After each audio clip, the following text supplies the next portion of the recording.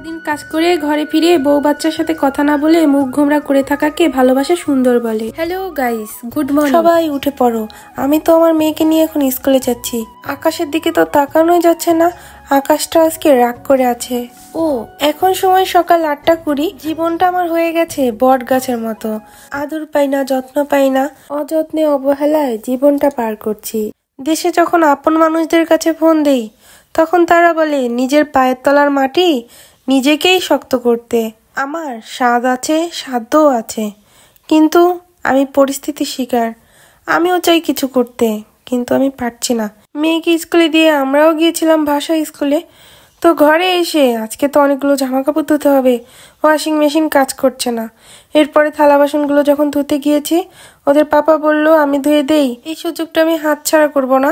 আমাদের যেদিন স্কুল থাকে, আমাদের তো সপ্তাহে 2 দিন স্কুল থাকে, সেদিন আমি সময়ের সাথে পারি না। বিশেষ করে সারা দিনটাই আমার খুব কষ্ট হয়। তাড়াতাড়ি করে আমি এই খাবারটা তৈরি করে ফেললাম। এখন সকাল না, অনেকটা বেলা হয়ে গেছে, 12টা কি 12:30টার মতো বাজে। এখন আবার দুপুরে রান্না করতে হবে।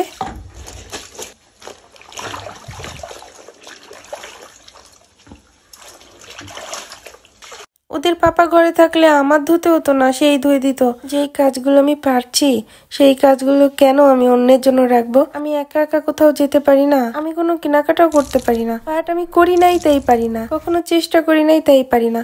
আরো কতগুলো। এখন ঘরটা ক্লিন করে রান্না করতে চলে যাব। ভালোবাসা আসলে অনেক সুন্দর। সারাদিন ঘরের সব কাজ শেষ করে যখন শুনতে হয় সারাদিন মোবাইল নিয়ে পড়ে থাকি। ভালোবাসা আবার তখনও সুন্দর, পুরুষ সারাদিন হাড় ভাঙা খাটুনির পরেও যখন বউ একটু কথা বলতে যায় তখন তার সময় হয় না। লোকে বলে পুরুষ সারাদিন বাইরে কষ্ট করে যখন ঘরে আসে তখন তার বউ বাচ্চাকে দেখে সব কষ্ট দূর হয়ে যায়। এটা টপ লেভেলের মিথ্যে কথা। সারাদিন কাজ করে এসে মোবাইলটা নিয়ে মুখ গোমরা করে পড়ে থাকা হাজবেন্ড, ওনাদের থেকে আসলে ভালোবাসা শেখা উচিত।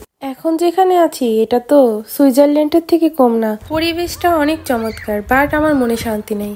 কেন মনে শান্তি নাই? ছেলে মেয়ে দুটো তো একটু শান্তিতে থাকতে দেয় না। আমার মেয়ে কি যে কান্না শুরু করেছে। আসলে বাচ্চারা দুষ্টুমি করলেও বউয়ের দোষ, আবার চুপচাপ থাকলেও বউয়ের দোষ, শাসন করলেও বউয়ের দোষ। কেউ কিন্তু কখনো বলে না যে বাবার দোষ।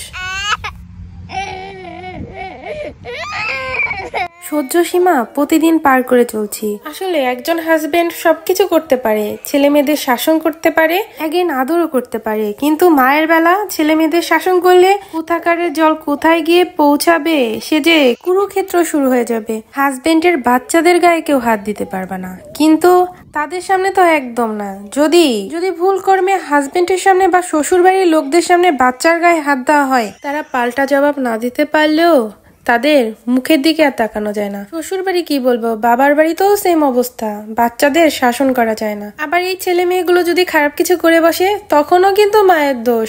মা কি শাসন করতে পারেনি বাচ্চাকে? শাসনের অভাবে এরকম হয়েছে।